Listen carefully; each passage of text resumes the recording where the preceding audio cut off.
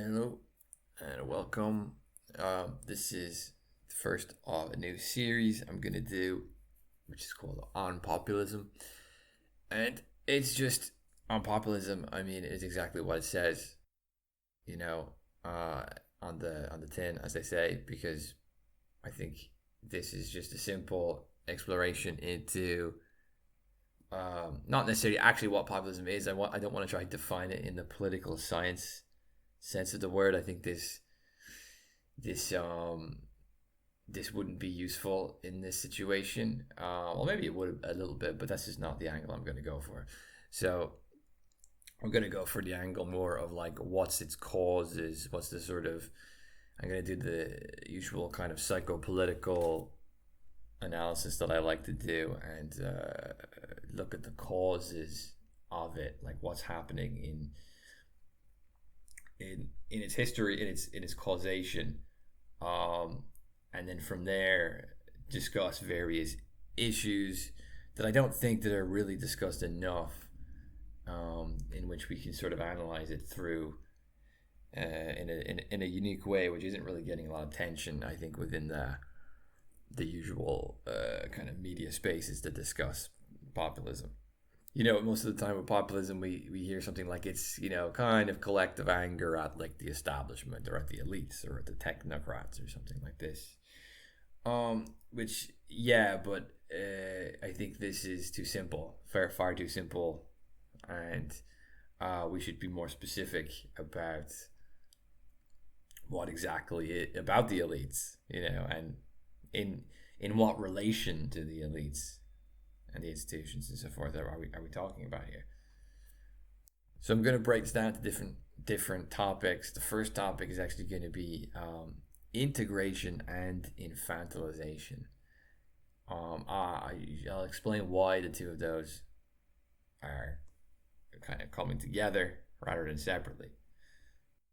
Now, of course, the causes of populism are economic, they're cultural, they're political, they're demographic, they're also legal to some extent, um, as in the drafting of certain laws which people rebel against and so on.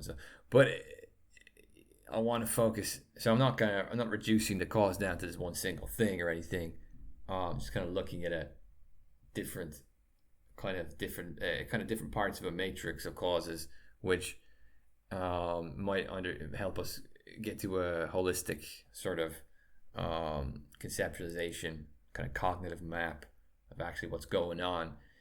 Um,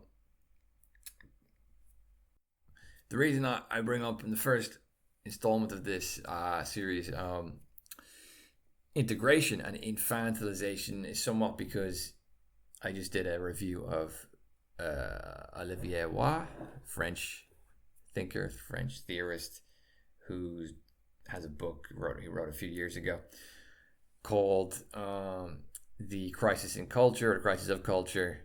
And one thing he says in that book is that we've sort of gone into an era in which we've gone from a kind of culture, and a culture is expressed through implicit understandings of things, implicit values, to a sort of norm producing society which is decultured and gives us explicit understandings of how we should behave. So you think of anything like speech codes to hate speech codes to, if you go into the underground metro station and you'll be told walk on this side of the stairs and don't do this and don't touch that and and basically you'll get this sort of constant, very kind of explicit instructive society in which everything's about instruction. um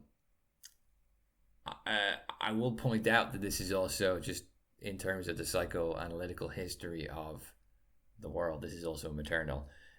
There's a really good book called the Victoria. Is it something about the? I can't remember the exact word, the title, but it's about domestication, the kind of culture of domesticity within the Victorian era. And the author wrote that the Victorian era kind of produced this uh, distinct parenting structure in which children were instructed on what to do. They were instructed on what to do, kind of what to wear, what to how what to say, blah blah blah. Much more instructive pedagogical relationship to children. And that was maternal. That's what she thought. That was maternal. That replaced from the more spiritual father that came before that in like the medieval times or something, right? Or in the earlier early modern epoch. So anyway, that's just kind of a side note. But basically, what this does is it leads to a kind of infantilization of society. Everyone becomes completely infantilized. Everyone is told very explicitly what to do, how to behave, what to say, what not to say, and so on and so forth. You can also here think of Norbert Elias's book, The Civilizing Process, in which he talks about how the courtly societies and the bourgeois was formed into being through a kind of set of quite a peculiar sort of codes, which we eventually called manners. People were acting manners didn't just kind of the kind of manners that we think of when we think of like polite society didn't just form out of like spontaneous organic processes of like, well, that's the most rational way to behave, so let's behave like this is the stupid progressive idea. It didn't. Like Norbert Elias shows in that book quite explicitly how these things came about through basically instruction manuals, almost like literal instruction manuals of like how it began with it began with young aristocrats. See, the problem is we have to frame this kind of anthropologically, right? A lot of this is character formation processes in integrating one group of people who are on the outside into a group who are on the inside. And one of the ways in which that happens in a society, of course, is adultification. So to give you this example, for example, Norbert Elias will give you plenty of examples of how, in his book, The Civilizing Process, of how like young aristocrats from whatever, some part of the countryside in France will be brought to court at a certain age to sort of see how everything works in court. And they'll be given these sort of almost very explicit manuals on how to behave, like how to eat dinner in court. You eat meat with this fork and not with this fork. And you get these very explicit sort of push towards how people should behave. And you're kind of standardizing behavior in a courtly environment. And of course, this behavior also is designed to reflect elite status. Of course, it's designed to say we're not a peasant or a vulgar knight, one of those knights who may be heroic and brave, but he has no manners. There's a kind of courtly class, standardizing behavior and also reflecting a kind of elite sense of status upon themselves, those who learn the codes and the manners of how to behave. Like it's very superficial, right? It's very superficial. And this happened also in the context of integrating the bourgeoisie into the aristocracy, because what happened at the time that Elias was talking about, now he talks about a very long process. He's going anywhere from 500 years. He's going anywhere from the year 1200 to the year kind of 1850, right? So this is a very long process he's discussing, but he's basically discussing a process in which the knightly class, the warrior class, was pushed out by the aristocracy, and the aristocracy became a kind of courtly aristocracy, and they integrated instead the elements of the bourgeois. Now, of course, this is only happening on a very, very small scale. In the year like 1300 or something, and the closer you get to the year 1800, the more is happening, and so on and so forth. So there's a few things happening here, just kind of anthropologically. You've got changing class structures. You've got standardization of a group, of an elite group, but an elite group that's expanding itself and trying therefore to integrate others who are not part of the elite group, and trying to do so in a certain way, which is quite hasty and superficial, we could even say. You've got an adultification process happening, and you've got a coming together of different social elements who were not previously in contact with each other. So you got a few different elements going on there within Norbert Elias's civilizing process going on. could say what causes, because I think basically what I really do think that what causes populism is this process, having gone through this process again, but in the kind of post-industrial managerial PMC society. I think the PMCs have sort of done this process. They're the new courtly elites, right? They've done this process, and through universities, through mass media, social media, and through, let's say, universities, mass media, I think, and management in workplaces, particularly kind of corporate white collar workplaces, more so than anywhere else. You've got this this new wave of a kind of civilizing process. Now, it's not really a civilizing process at all, like, but call it what you want, but it's a standardization of a certain set of people into a kind of elite, so-called elite character, coming together of various elements that had previously didn't have contact with each other, and also a rearranging of class structures. This is kind of what's going on, and I think that perfectly fits, right? Look at the late 20th century. Look at the managerial revolution in the late 20th century. You had the pushing away, this time not of a warrior class necessarily, although the post-war era kind of is the pushing away of the military in general, right? The military is no longer a sort of route by which one can aspire, like it was in the 18th century or the 17th century, right? Like the military is not like, if you're a family and you want your sons to do well in life, like you're not going to send them to the military today. Right, the military today will not help you aspire or do very much do have much of an interesting life, even, probably, right? Whereas in the 17th, 18th century, it did, right? It's just like Napoleon. This is where Napoleon came from. He came from a lower gentry family, kind of basically completely irrelevant in the bigger picture, and he became emperor of France. Did it through the military. This would never happen in the late 20th century. Who knows? It could happen in the future again. But late 20th century onwards, there's a pushing out of the military, and it's also a second pushing out, as a pushing out of the working class. So you have a deindustrialization process, outsourcing manufacturing to the third world. You're deindustrializing. You're pushing away your working class. That's probably an even more important one, I think, perhaps. But nonetheless, if you look at it, the early 20th century and the late 20th century, you have a massive, you don't just have a big two world wars and a kind of geopolitical restructuring of the world. You're going to have a collapse of the old European empires and a kind of emergence of first America, then China, and then later a collapse of the Soviet Union.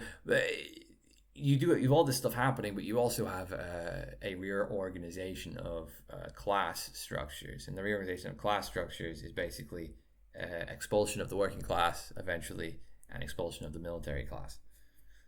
And who are they replaced by? Well, just take a look at who's in charge of all the countries today. It's bankers, it's managers, it's kind of bureaucrats, it's white collar professionals, basically PMCs. So there you have it. You got our first sort of identifiable historical condition in which we can identify what's going on, what all this weird stuff is, why the elites are such whack jobs today, and why they're such, pushing all these crazy, have been pushing all these crazy norms and diktats onto people, how they should behave, think, and speak, and all this stuff. Most of this stuff kind of coming almost out of nowhere. You're kind of living in a somewhat normal society, and then all of a sudden you're told, to not do this, not do that, and not do that. This is where these historical conditions that I just described are basically all in the late 20th century too, although it took a while for it to get out of hand. But it's all there in the late 20th century, reshuffling of the class structure. And I think the more you push away masculine elements of the class structure, so a warrior class or a working class, basically, the more you push those elements away, it does tend to be the case that you're going to get a very sort of a kind of a feminized elite and a kind of a feminized society in which very superficial things like manners and so on and so forth, and being nice to people and all that is like the most important thing, and it becomes a signal of virtue and a signal of high status and so on and so forth. the other so I would say that covers the integration process. The creation of new class structures is an integration process. Now this isn't revolutionary. This is the really important thing here. This is the conservatives don't understand this at all, right? You need to be, I suppose I kind of sort of am a bit of a conservative these days, but I still kind of retain my Leninist intuitions about the world. Um, that a lot of conservatives don't have because they never really read like people on the left, like which is their own misfortune because they don't understand a lot of this stuff. Um, if you look today at something like wokeism, and I think wokeism is a good example of a expression of the normification, the superficial sort of civilizing of us all, under these new sets of manners and codes.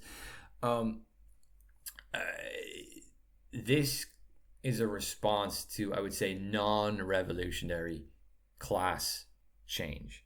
So what is non-revolutionary class change? Well, non-revolutionary class change is basically class change that happens without people dying and fighting. It's about that simple, right? The PMC did not take power through dying for anything or fighting for anything. They sort of just came about through a series of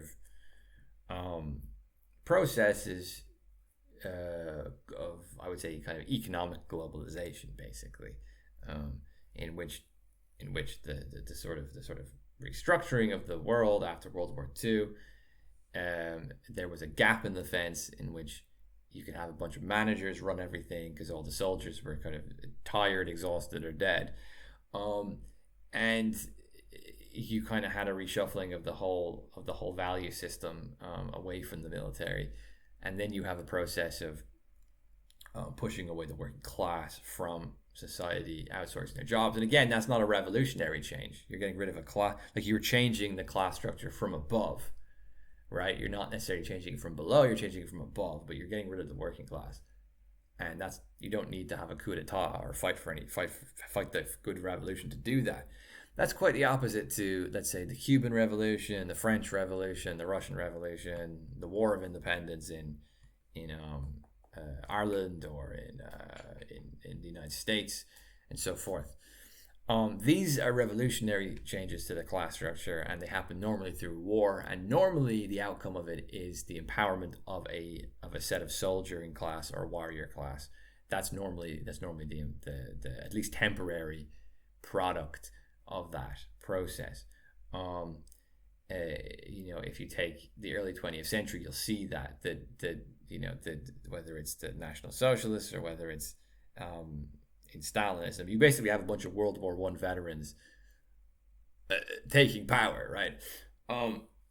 This is a kind of these are a class of lions instead of a class of foxes, as I think Machiavelli said. I'm not sure if that's Machiavelli. Check that, but you kind of have, like, irregardless of their explicit ideology, Stalin may have said the goal of everything is to have equality and harmony and peace. Well, everyone fucking says that, right? So I mean, but if you look at it, this is quite obviously like a kind of this is quite a masculine society. It's for workers and soldiers. This is what the society is for. It's led by them, and it expresses their character, basically.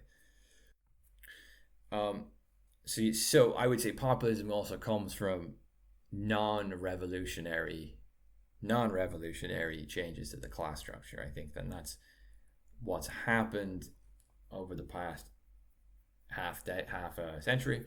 I mean, like after World War II up until now, it was more than half a century, 75 years or whatever it has been. You have a change to the class structure which is non-revolutionary, and then you get the imposition of a kind of very sort of effeminized, a very sort of maternalized, a very sort of kind of micromanagerial, superficial elite, who then sort of take power and make us all bloody miserable. I think what a lot of people underestimate when it comes to populism is one of the things that people are really annoyed about is the chronic infantilization. There's one aspect of populism which is basically that I think stems basically from the innate and pretty unsolvable contradiction of a democracy that infantilizes its people beyond a certain threshold. I think there's an innate contradiction in that, because in order to have a democracy, in order to say you're a democracy, you sort of have to have a certain amount of acceptance of people's risk taking and making their own decisions and learning from their own mistakes, and free association, and saying what they believe and making their own decisions, and kind of, you have to have a certain amount of what you could basically call a certain amount of agency. Of course, this should be collective agency and not simply individual agency, but I don't think that even makes a difference anymore. I think the agency has been completely lost, whether it's individual or collective. But I was listening to, I'll give you an example. I was listening to a interview with Matt Taibbi on Heard the other day, and one thing Taibbi says, and Taibbi, of course, is a great advocate of freedom of speech and so on and so forth. And one of the things that Taibbi said was that one of the things that really just causes populism is not even that political. It's just basically people hate, like a lot of people just hate being treated like a child. Like they just don't like it. Like they don't like being told you shouldn't be exposed to certain things because these things will cause you to do harm and act like crazy people, and this sort of coddling of people, and kind of regardless of your political ideology, it's just kind of cringy and offensive, and invokes a certain amount of repulsion, I think quite rightly, and particularly in democracies, because of course, how can you have a democracy and kind of infantilize people so much? It's a contradiction.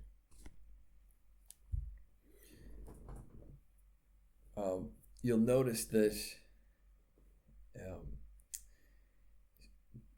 populism often sort of grinds up against, I would say, people and institutions that are excessively deprived of any social resilience. So, social resilience basically being something which, of course, you kind of need for a democracy, right? You need to tolerate a plurality of opinions, a plurality of thought, a plurality of different people. And when I say tolerate, I don't mean it in the kind of PMC progressive sense of sort of unconditionally, sort of emotionally affirm or something like this, right? Because the PMC have this highly therapeutic understanding of tolerance. I think this is one of the problems of the kind of progressive liberalism, or whatever you want to call it. It has this highly therapeutic understanding of tolerance. Tolerance is not this sort of capacity to work with or to coexist with a plurality. It's sort of an affirmative position. It's the process of affirming and sort of reinforcing the self-esteem of people that are given this label of, kind of these kind of whatever kind of victims, or whatever you want, however you want to put it. But the truth is actually that the system which invokes a kind of populist reaction is really, really bad, and it's been really, really bad for a long time at dealing with actual plurality. Particularly things like class plurality. I think that if you look at the way in which universities behave, for example, they express this great capacity to accommodate various sorts of, whether it's kind of ethnic and sexual differences and so forth. But at the end of the day, like if you're a working class person in a university in these days, especially in a humanities course, especially, the more elite universities, like you're just going to be treated like you're an alien. Like you're just going to be treated like you're a crazy person who's been dropped out of the sky, You'd be looked at like you're an alien. It's gonna be very difficult for you to tolerate any of it, and there won't be any accommodational um, virtues being thrown your way. Like there won't be any like, oh, don't worry, mate. Like you're from that part of the world, and that's the way you guys speak. Don't worry, that's the way it is. Like we're not going to judge you just because we're from a different part of the world and we speak a different way. Like no, they won't. They'll hate you and they'll punish you for it, and they'll try make you. They'll try exclude you from everything, and they'll probably even weaponize the administration against you if they have to. Like they'll do it. Ruthless freaks they are. So of course you have to ask yourself the sort of Carl Schmittian question of friend and enemy, and go, well, it's not really all about a combination of plurality, then, is it? I mean, in one way it is, and in another way it's not. So it kind of, how can we identify one from the other? And I think I do think that it's basically um, you have to look at it from the perspective of two different distinct forms of assimilation, social integration. That's why I want to bring up kind of focus on the social integrational aspect in this installment. I kind of came up with two definitions. We could say one thing is the accommodation of perpetual infanthood, of perpetual infantilization, and the other one is the assimilation into a civic adulthood. I think that those are two distinct things. I think that what you might call a classical liberal society. I'm not like a hardline classical liberal or anything, but I do think that if you look at a classical liberal society, you're going to see the social integration process, whether that happens at a university or a workplace or wherever it is. You're going to see somewhat more of an integration into what you could call a kind of civic adulthood, and then the opposite to that is the accommodation of a perpetual infanthood. So if you look at what we call woke, or whatever you want to call it, if you look at the basic logic of its social assimilation, it's the sort of hash out a kind of set of relationships between kind of parental experts and administrative supervisors, and basically like extended infants, kind of infant participants in adult spaces or something like this, right? If you look at the way they behave in it, someone like Camille Paliga, however, I'm probably pronouncing her name wrong, but the Italian American kind of cultural commentator, historian, whatever, I don't know, whatever you want to put her. She's quite good on this. She's quite good on this issue if you listen to her. Particularly, I think, when she's talking about the involvement of these kind of affluent young women in university spaces, the way they constantly call for supervision, parental guidance, the way they're kind of completely unresilient and naive, or at least performatively naive. And if you look at their sort of character, it's sort of, and again, I would say that this kind of feeds back into what I was saying earlier about the innate contradiction of having a democracy and at the same time having a kind of completely infantilized social institutional character. Like again, this is where the tension. This is kind of where the contradiction is. The sort of heart of the contradiction here is like, how can you have a democracy? How can you have a process of adultification and have these completely kind of overprotected, kind of completely neurotic, fragile people who show no capacity for resilience or and at the same time have a sort of relationship with the teachers and the administrations or whoever, which doesn't expect any resilience and doesn't cultivate any resilience, and in fact kind of rewards the opposite. It accommodates the opposite, it rewards the opposite. So it's not an assimilation process which actually leads to a kind of what you call a kind of civic adultification. It's the opposite. It's a process which leads to the accommodation of a permanent infantilization. We can say that. And I think basically one of the causes here of populism is that certain parts of society, certain classes, certain institutions have basically gone down this route pretty far of accommodation of permanent infanthood, and then you have other people that sort of think, oh, but we still live in a democracy. That means the assimilation of civic adulthood and so on, right? And then you have this big contradiction between the two. You have this big tension between the two, and that gets just played out in various different forms. And I think that's one of the really big kind of undiscussed underlying causes of what you call the culture wars or something like this, right? So you have a breakdown in fundamentally in the cultivation of what we could call civic character. I think that's a kind of fundamental thing which has been broken down. It's been kind of deconstructed a lot too. The standards for it have completely dropped, and in its place you have this sort of chronic accommodation of a sort of inadequate, infantile, and inappropriate character, which isn't really civic. This is the contradiction, of course. It's not really civic. It's actually a private character. It's a completely private character because, well, it's not really a character. It's a personality. It's a private personality because it's not it's self-obsessed. It's sort of obsessed with its own personal narratives and stories and health, and it's kind of incapable of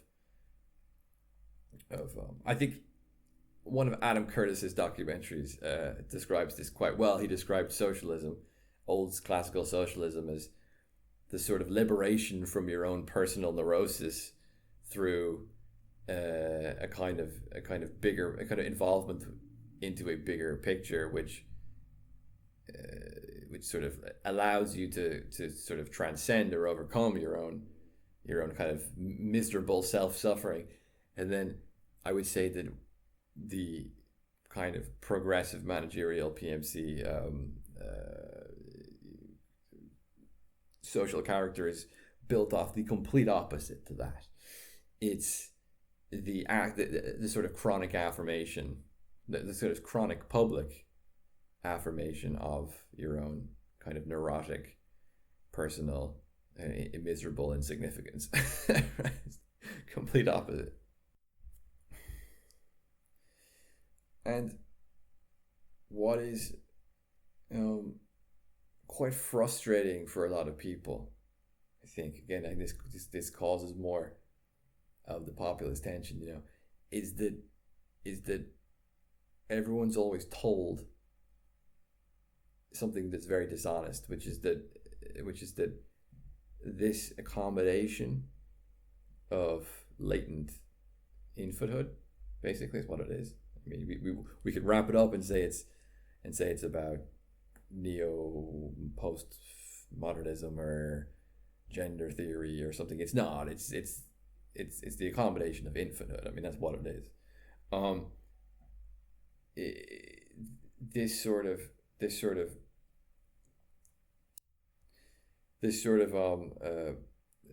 accommodation process is sold to everyone as if it's a temporary thing, right? I think it's sold to everyone as and again, this feeds back into the theme of social assimilation and integration, particularly into more elite stratas of society. So the typical model of kind of liberal societies up until a certain point, I think a certain point in like the 90s, I would imagine, was that you integrate people from different aspects of society, different kind of more minority backgrounds. So let's say historically the people that are in charge of the elites are like, Western white kind of property men, right? And then you expand that, you go, well, you don't have to be property, and you expand that, so you don't have to be a man, and you expand that, so you don't have to be white, you expand that, you don't have to be straight, and so on, and it gets expanded. And I think that the expansion for a time was built on civic adultification. So there was a kind of standard built into this assimilation. You were assimilated into a elite, but a character or an elite or some sort of social participation, but it was built off of a sort of character emulation, we could even say, which was, in Aristotle's terms, also expressing the capacity to use reason over impulse or something like this, right?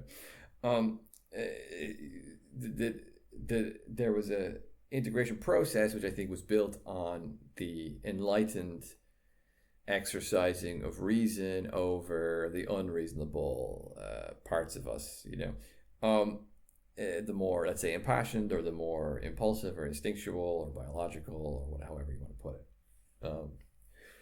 And then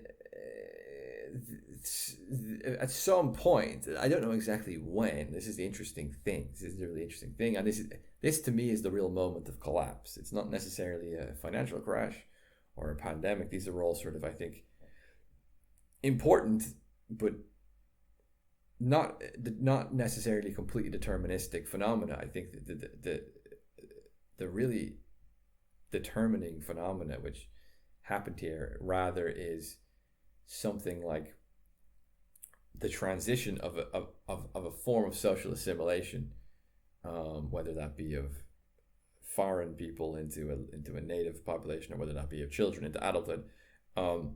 The basic structure changed from a assimilation under an adult civic character to a permanent accommodation of infanthood. And of course, we're always told that this won't last forever, that we just made to make a certain amount of remedial concessions to this group or that group, and then eventually,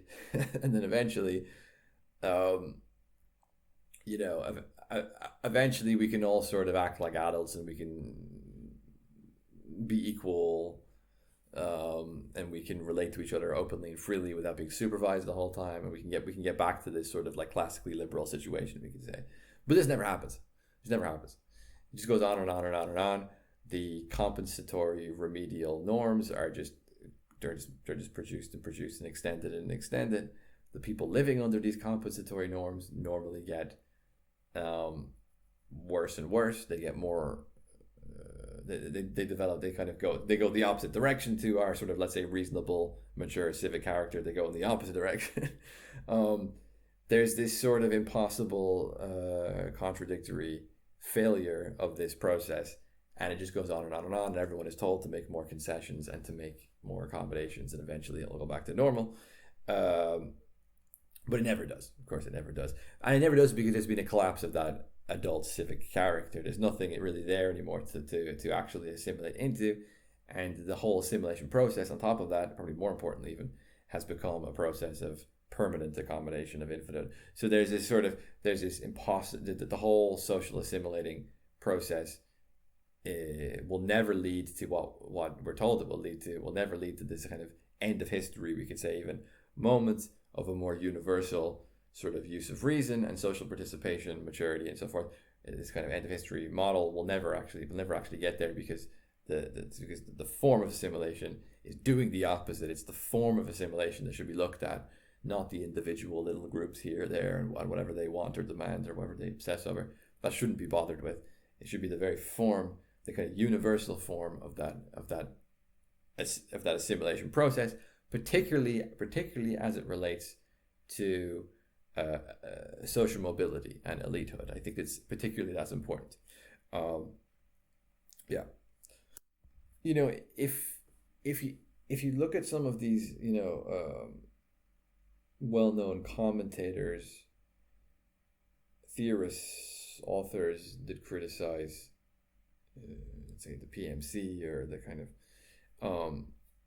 narcissistic, like Christopher Lashian sort of styled commentary about the sort of narcissistic elites and you're basically looking at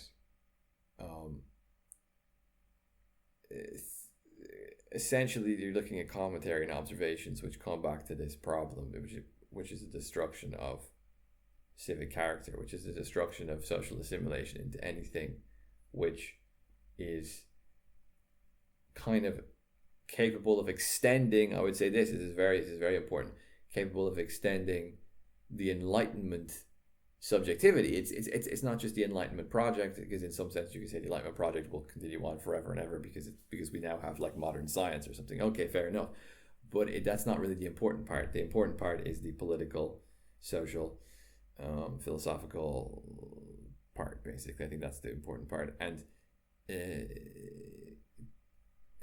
it seems like the idea that we could extend this enlightened subjectivity and character through kind of managerial post-war capitalism,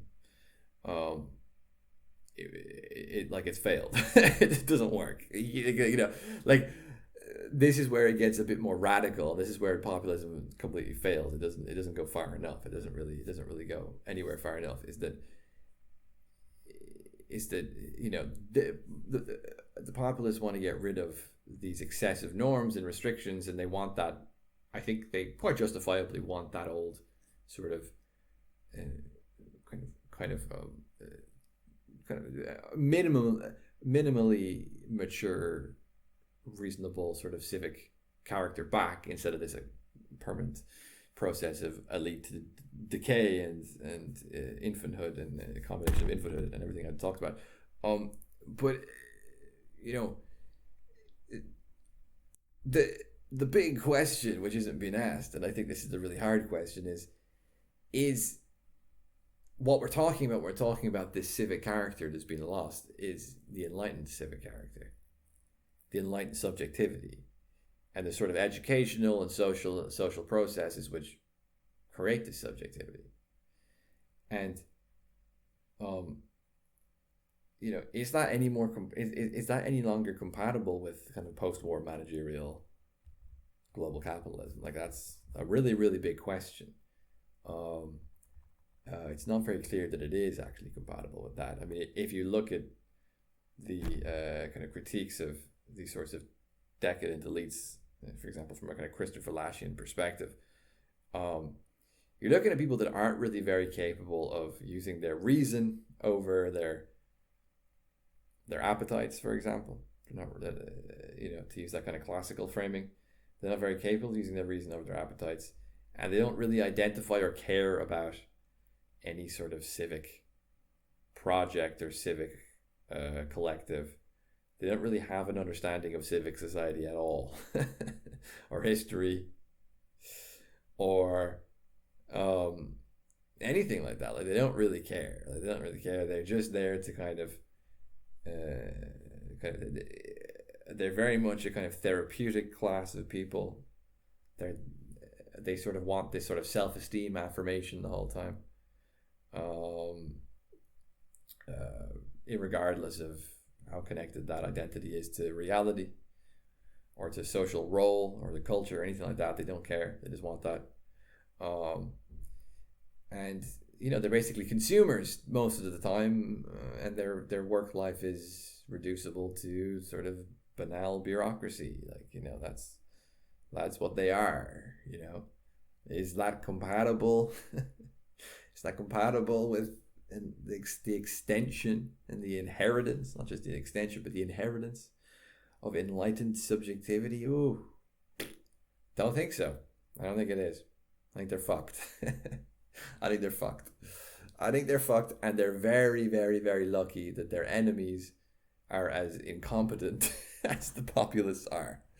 Because although I am talking about populism, I am not like promoting it necessarily. I'm sort of sympathizing with it in that, like, I understand where it came from, and I want to look at the causes of it, but I'm not like promoting it as a political project. I'm just sort of giving it it's a historic. I'm giving it a sympathetic historical analysis, we could say, or something like this, right? But anyway, that is my first take on this, on populism. Hope you enjoyed it. Subscribe, whatever, all that shit. Thank you.